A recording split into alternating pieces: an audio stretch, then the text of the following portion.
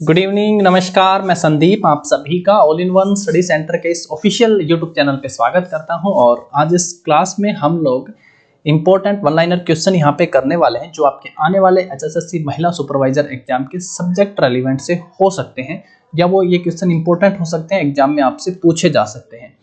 तो सबसे पहला क्वेश्चन है, महिला एवं बाल विकास मंत्रालय, केंद्र सरकार की बात हो रही है पहले यहाँ पे। तो यहाँ पे आपसे सचिव पूछा गया है। पहला क्वेश्चन है कि महिला एवं बाल विकास मंत्रालय भारत सरकार के सचिव कौन हैं? तो यहाँ पे सचिव है श्री राम मोहन मिश्रा। श्री राम मोहन मिश्रा जो हैं महिला एवं बाल विकास मंत्रालय भारत सरकार के सचिव हैं इस मंत्रालय के। और मंत्री जो है इस मंत्रालय की वो है स्मृति जुबिन ईरानी। और जो राज्य मंत्री है वो है सुश्री देबश्री चौधरी। कौन है? सुश्री देबश्री चौधरी जो है राज्य मंत्री है महिला एवं बाल विकास मंत्रालय भारत सरकार, और जो मंत्री है वो है स्मृति जुबिन ईरानी, और सचिव हैं श्री राम मोहन मिश्रा। नेक्स्ट क्वेश्चन है, बच्चे के समग्र विकास के लिए दुनिया के सबसे बड़े और सबसे अनोखे किस आउटरीच कार्यक्रम को लागू किया गया है? बच्चे के समग्र विकास के लिए दुनिया के सबसे बड़े और सबसे अनोखे किस आउटरीच कार्यक्रम को लागू किया गया? तो वो है एकीकृत बाल विकास सेवा, ICDS। क्या है? ICDS, एकीकृत बाल विकास सेवा। मंत्रालय भारत सरकार का ही है। मंत्रालय के 6 स्वायत्त संगठन कौन कौन से हैं? महिला एवं बाल विकास मंत्रालय भारत सरकार के 6 स्वायत्त संगठन है, और वो कौन कौन से हैं? पहला है राष्ट्रीय जन सहयोग और बाल विकास संस्थान। कौन सा है? राष्ट्रीय जन सहयोग और बाल विकास संस्थान यानी NIPCCD। राष्ट्रीय महिला आयोग NCW। राष्ट्रीय बाल संरक्षण आयोग NCPCR। केंद्रीय दत्तक ग्रहण संसाधन एजेंसी साराया, इसको बोलते हैं CARA। केंद्रीय समाज कल्याण बोर्ड CSWB। और राष्ट्रीय महिला कोष यानी RMK। तो ये 6 स्वायत्त संगठन हैं जो महिला एवं बाल विकास विभाग के अंतर्गत कार्य कर रहे हैं। इनकी जरूरी मैं बातें आप लोगों को और बताऊं। सबसे पहला और लास्ट जो है यानी राष्ट्रीय जन सहयोग और बाल विकास संस्थान और राष्ट्रीय महिला कोष जो है, ये एक सोसाइटी के तहत इनका पंजीकरण किस अधिनियम के तहत किया गया है? तो ये आप ध्यान रखिए, 1860 के अधिनियम के तहत इनका पंजीकरण किया गया है। 1860 अधिनियम के तहत जो है राष्ट्रीय महिला कोष और राष्ट्रीय जन सहयोग और बाल विकास संस्थान का पंजीकरण किया गया है। जबकि हम अगर बात करें यहाँ पे आपका CSWC, यहाँ पे CSWB की बात करें, केंद्रीय समाज कल्याण बोर्ड। केंद्रीय समाज कल्याण बोर्ड एक चैरिटेबल कंपनी है जो भारतीय कंपनी अधिनियम 1956 की, भारतीय कंपनी अधिनियम 1956 की धारा 25 के तहत पंजीकृत है। किसके तहत है? धारा 25 के तहत ये पंजीकृत है। केंद्रीय समाज कल्याण बोर्ड CSWD जो है ये किसके तहत है भाई? एक चैरिटेबल कंपनी है जो भारतीय कंपनी अधिनियम 1956 की धारा 25 के तहत ये आपकी पंजीकृत है। और अगर हम NCW की बात करें, राष्ट्रीय महिला आयोग की, तो देखिए राष्ट्रीय महिला आयोग की स्थापना किस वर्ष की गई थी? तो 1992 में राष्ट्रीय महिला आयोग की स्थापना की गई थी। और अगर हम यहाँ पे बात करें NCPCR यानी राष्ट्रीय बाल अधिकार संरक्षण आयोग, राष्ट्रीय बाल अधिकार संरक्षण आयोग जो है, इसकी जो स्थापना है वो मार्च 2007 में की गई थी। कब की गई थी? मार्च 2007 में। ये आप लोगों को ध्यान रखना है। पहला और आखिरी, इनकी जो स्थापना है 1860 के अधिनियम के तहत की गई थी। दूसरा मैंने आपको बताया केंद्रीय समाज कल्याण बोर्ड की स्थापना 1956 के कंपनी अधिनियम के तहत धारा 25 के तहत किया गया था इसका पंजीकरण। और राष्ट्रीय महिला आयोग 1992। आपको राष्ट्रीय महिला आयोग के अध्यक्षों का पता होना चाहिए, जो मैंने पिछली वीडियो में आप लोगों को बताया, रेखा शर्मा। और उसी के साथ ही मैंने नेक्स्ट यहाँ पे क्वेश्चन भी वो डाले हुए हैं, तो चलिए उनको एक एक करके हम लोग आगे डिस्कस कर लेते हैं। उसके बाद है, हरियाणा में महिला एवं बाल विकास विभाग के महानिदेशक कौन है? हरियाणा में महिला एवं बाल विकास विभाग के जो महानिदेशक हैं वो कौन है? श्रीमती रेणु फूलिया। श्रीमती रेणु फूलिया जो है हरियाणा में महिला एवं बाल विकास विभाग के महानिदेशक हैं। उसी के साथ ही आप लोगों को यहाँ पे जो है वाइस चेयरमैन का भी पता होना चाहिए, जो आगे जाके हम लोग इस वीडियो में बात करेंगे। हरियाणा में महिला एवं बाल विकास मंत्री कौन है? हरियाणा में महिला एवं बाल विकास मंत्री कौन है? कमलेश ढांडा।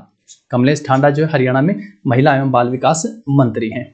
वाइस चेयरमैन आप जरूर ध्यान रखिएगा, पेपर में पूछा जा सकता है। चेयरमैन जो है, अगर आप ऑफिशियल वेबसाइट आप चेक करते हैं तो पद जो है अभी तक खाली बताए जा रहे हैं। वाइस चेयरमैन है और वो इंपॉर्टेंट है, आगे हम उसकी बात करेंगे। नेक्स्ट है कि प्रत्येक वर्ष बालिका दिवस कब मनाया जाता है? तो प्रत्येक वर्ष जो है बालिका दिवस कब मनाया जाता है भाई? तो प्रत्येक वर्ष 24 जनवरी को बालिका दिवस जो है वो मनाया जाता है और हरियाणा में बालिका वर्ष के रूप में वर्ष 2006 को मनाया गया था। और आगे हम बात करेंगे कि अंतर्राष्ट्रीय महिला वर्ष की बात हो रही है और वो भी अंतर्राष्ट्रीय इंटरनेशनल वुमेन ईयर जो है किस वर्ष मनाया गया था, तो वो 1975 में मनाया गया था।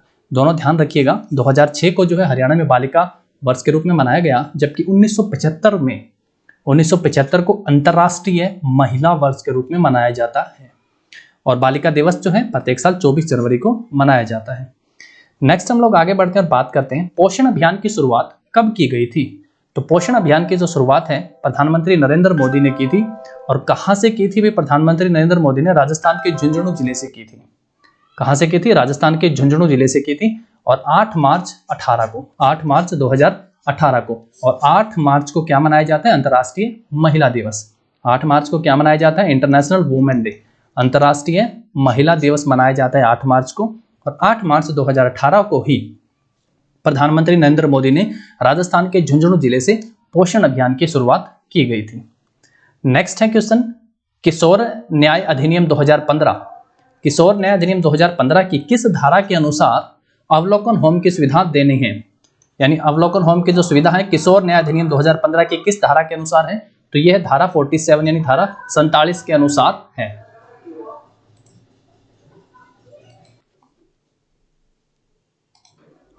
नेक्स्ट है, आपकी बेटी हमारी बेटी में LIC के साथ कितने रुपए का निवेश किया जाता है? अगर आपने हमारी अभी तक जो हमने WCD यानी वुमेन चाइल्ड डेवलपमेंट पे 3 वीडियो जो प्रोवाइड करवाई है, अगर आपने वो तीनों वीडियो देखी हैं तो आप इन सभी क्वेश्चन के आंसर आसानी से कर पा रहे होंगे। आपकी बेटी हमारी बेटी में LIC के साथ जो है 21,000 रुपए का निवेश किया जाता है इस योजना के अंतर्गत। नेक्स्ट है, प्रधानमंत्री मातृ वंदना योजना को कब लागू किया गया? प्रधानमंत्री मातृ वंदना योजना को जो है 1 जनवरी 2017 को लागू किया गया। और इस योजना के तहत कितने रुपए की राशि दी जाती है? गर्भवती महिलाओं को 5,000 रुपए की राशि जो है वो दी जाती है। प्रधानमंत्री मातृ वंदना योजना 1 जनवरी 2017 को जिसे लागू किया गया। नेक्स्ट है, गैर संस्थागत देखभाल प्रदान करने के लिए राज्य स्तर पर किसकी स्थापना की गई है? गैर संस्थागत देखभाल प्रदान करने के लिए राज्य स्तर पर जो है राज्य दत्तक ग्रहण संसाधन एजेंसी यानी सारा की स्थापना की गई है। भाई, राज्य दत्तक ग्रहण संसाधन एजेंसी सारा की जो स्थापना है गैर संस्थागत देखभाल प्रदान करने के लिए राज्य स्तर पर की गई है। नेक्स्ट है भाई, समेकित बाल विकास योजना यानी ICDS के तहत गंभीर रूप से कुपोषित बच्चे को, पहली वीडियो जो मैंने करवाई थी उसमें मैंने तीनों के बारे में बताया था, बच्चे, गंभीर रूप से कुपोषित बच्चे और स्तनपान करवाने वाली माताएं, इनको जो है प्रतिदिन कितने रुपए की राशि दी जाती है? तो यहाँ पे क्वेश्चन में हमसे पूछा गया है कि कुपोषित जो बच्चे हैं, गंभीर रूप से कुपोषित बच्चों को प्रतिदिन कितने रुपए की राशि दी जाती है? तो 9 रुपए प्रतिदिन इनको दिए जाते हैं। नेक्स्ट है, प्रधानमंत्री मातृ वंदना योजना के तहत गर्भवती महिलाओं को कितनी राशि दी जाती है? तो इनको 5,000 रुपए जो है राशि दी जाती है। और इस योजना की जो शुरुआत है कब हुई थी? 1 जनवरी 2017 को इसकी शुरुआत हुई थी।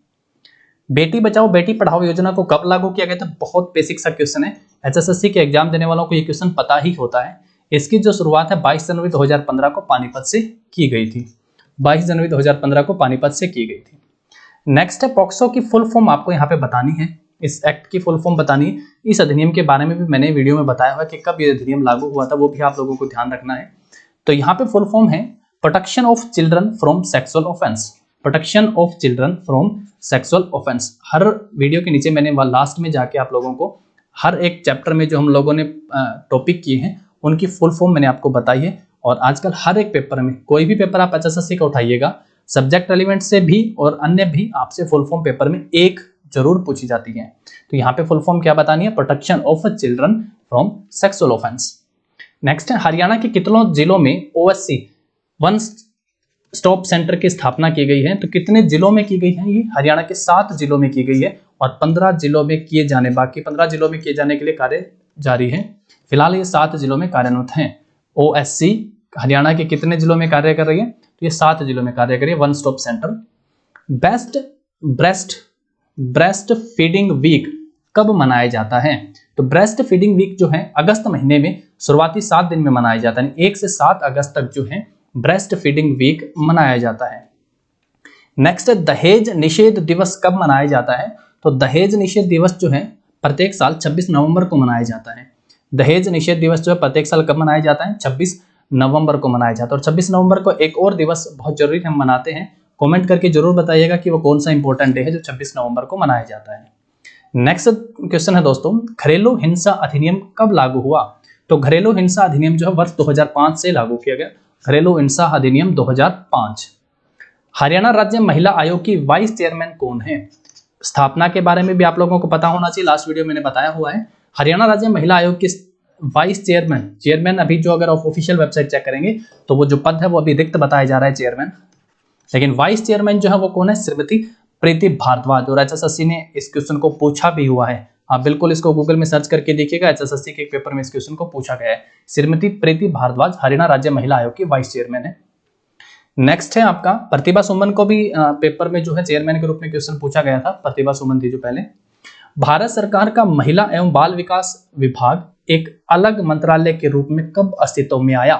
पहले ये मानव संसाधन विकास मंत्रालय के अंतर्गत था, लेकिन 30 जनवरी 2006 के बाद महिला एवं बाल विकास विभाग को अलग कर दिया गया, यानी एक अलग मंत्रालय के रूप में यह अस्तित्व में कब आया था? 30 जनवरी 2006 को। इससे पहले मानव संसाधन विकास मंत्रालय के अंतर्गत ये कार्य करता था। कौन सा मंत्रालय है ये? अपना महिला एवं बाल विकास विभाग, भारत सरकार का। कमेंट में जरूर बताइएगा, अगर आपने पीछे की वीडियो देखी है तो वो भी आप लोगों को पता होगा कि हरियाणा महिला आयोग जो है समाज कल्याण विभाग से किस वर्ष अलग हुआ था? किस वर्ष अलग हुआ था? वो 1992। अगर आपने वीडियो देखी है तो आप लोगों को वो जरूर पता होगा, बताइएगा। नेक्स्ट, नारी शक्ति पुरस्कार किस दिन दिया जाता है? तो नारी शक्ति पुरस्कार जो है 20 क्षेत्रों में, यानी 20 नारी शक्ति पुरस्कार प्रत्येक वर्ष दिए जाते हैं। 20 नारी शक्ति पुरस्कार प्रत्येक वर्ष दिए जाते हैं और प्रत्येक वर्ष 8 मार्च को ये दिए जाते हैं और इनकी घोषणा जो है फरवरी माह में की जाती है और ये 8 मार्च को प्रत्येक वर्ष दिए जाते हैं 20 नारी शक्ति पुरस्कार। अगर आपने लास्ट वीडियो जो थी उसको लास्ट पेज देखा है उसका, तो उसमें सभी 20 नारी शक्ति पुरस्कार के बारे में डिटेल से मैंने बताया है और बहुत इंपॉर्टेंट क्वेश्चन यहाँ से बनता है। देखिए, एक दो क्वेश्चन मैंने यहाँ पे डाले हैं, वो क्या है? एक क्वेश्चन यहाँ पे है कि अंतर्राष्ट्रीय महिला वर्ष किस वर्ष को मनाया गया? तो ये मैंने पहले ही आपको बताया कि अंतर्राष्ट्रीय महिला वर्ष जो है 1975 को मनाया गया। नेक्स्ट है, बेटी बचाओ बेटी पढ़ाओ में उत्कृष्ट कार्य के लिए कौन सा पुरस्कार दिया जाता है? या मैं यूं कहूं कि बेटी बचाओ बेटी पढ़ाओ में उत्कृष्ट कार्य के लिए कौन सा नारी शक्ति पुरस्कार दिया जाता है? तो दिया जाता है रानी रुद्रमादेवी अवार्ड। 1 से 4 तक हैं, पहले 4 अवार्ड जो है रानी रुद्रमादेवी, 2 बेस्ट डिस्ट्रिक्ट के लिए दिए जाते हैं और 2 बेस्ट ग्राम पंचायत के लिए, ग्राम सभा के लिए दिए जाते हैं। कौन से पुरस्कार दिए जाते हैं? रानी रुद्रमादेवी अवार्ड। बेटी बचाओ बेटी पढ़ाओ में उत्कृष्ट कार्य के लिए दिए जाते हैं और इनमें सर्टिफिकेट के साथ साथ 2 लाख रुपए भी दिए जाते हैं प्रत्येक को, यानी 4 हैं तो चारों को 2-2 लाख रुपए यहाँ पे दिए जाते हैं। ये बहुत इंपॉर्टेंट है, पेपर में इस तरीके के क्वेश्चन जरूर पूछे जा सकते हैं। एक और क्वेश्चन मैंने आगे बनाया, देखिएगा। चाइल्ड सेक्स रेशियो के इंप्रूवमेंट के लिए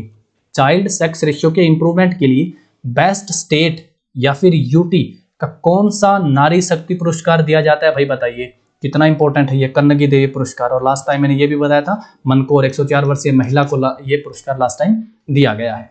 चाइल्ड सेक्स रेशियो के इंप्रूवमेंट के लिए बेस्ट स्टेट अवार्ड और यूटी का कौन सा नारी शक्ति पुरस्कार दिया जाता है? तो कन्नगी देवी अवार्ड दिया जाता है। तो जाके वो वीडियो लास्ट में जरूर देख लीजिएगा, पूरे 20 अवार्ड उसमें बताए गए हैं।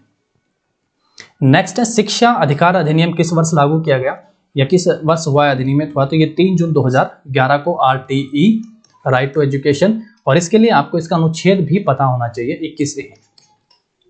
MDM मध्याह्न भोजन योजना या मिड डे मील योजना की शुरुआत कब की गई थी? तो मिड डे मील योजना की शुरुआत 15 अगस्त 1995 को, उस समय के तत्कालीन प्रधानमंत्री जो थे उन्होंने इस योजना की शुरुआत की थी बहादुरगढ़ से। कहां से की थी भाई? हरियाणा के बहादुरगढ़ से इस योजना की शुरुआत की गई थी। अगर पूरे भारत की हम लोग बात करें तो पूरे भारत में 1925 में इस योजना की शुरुआत अंग्रेजों ने ही कर दी थी, मद्रास से। किस वर्ष कर दी गई थी अंग्रेजों ने इसकी योजना से की शुरुआत? 1925 से मद्रास में ही इसकी शुरुआत कर दी थी। और यहाँ पे हमसे है कि मिड डे मील योजना की शुरुआत हरियाणा में कब हुई और कहां से हुई? तो ये हरियाणा में कब हुई थी इस योजना की शुरुआत? 15 अगस्त 1995 को हुई थी। और कहां से हुई थी? तो इस योजना की शुरुआत जो है बहादुरगढ़ से हुई थी। तो इस योजना की शुरुआत जो है बहादुरगढ़ से की गई थी। नेक्स्ट इंपॉर्टेंट क्वेश्चन है भाई आपका यहाँ पे कि शारीरिक विकलांगों के लिए किस जिले में आवासीय विद्यालय स्थापित हैं? शारीरिक विकलांगों के लिए किस जिले में आवासीय विद्यालय स्थापित हैं? तो पानीपत जिले में है। और पानीपत में पहला एक अनाज बैंक भी सबसे पहले किस जिले में बना है? तो पहला अनाज बैंक भी कहाँ पे है? पानीपत जिले में ही है। तो ये भी आप लोगों को ध्यान रखना है। तो शारीरिक विकलांगों के लिए किस जिले में आवासीय विद्यालय स्थापित है? तो पानीपत में स्थापित है।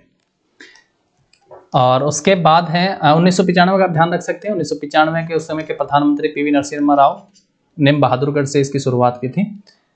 लड़कियों की शिक्षा को बढ़ावा देने के लिए शैक्षणिक रूप से पिछड़े प्रत्येक खंड में किस योजना के अंतर्गत लड़कियों के लिए आवासीय स्कूल स्थापित किए जा रहे हैं? तो कस्तूरबा गांधी बालिका विद्यालय योजना के तहत लड़कियों की शिक्षा को बढ़ावा देने के लिए शैक्षणिक रूप से पिछड़े प्रत्येक खंड में आवासीय स्कूल स्थापित किए जा रहे हैं। नाम सुना ही होगा आपने।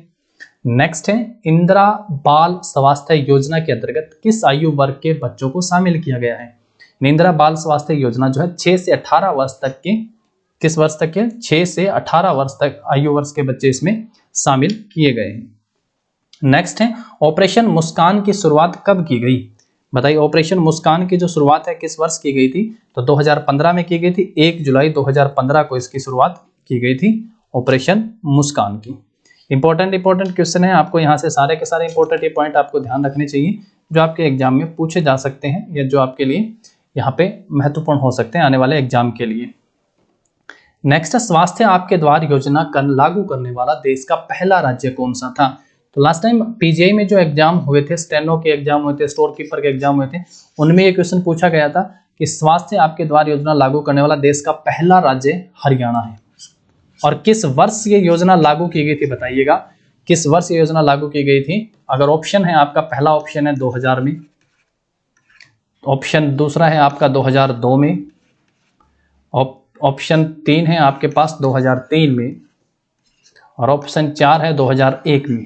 तो लास्ट क्वेश्चन आपके लिए है कि स्वास्थ्य आपके द्वार योजना लागू करने वाला देश का पहला राज्य तो हरियाणा था, और ये योजना हरियाणा में किस वर्ष लागू की गई थी? 2000, 2001, 2002 या फिर 2003 में?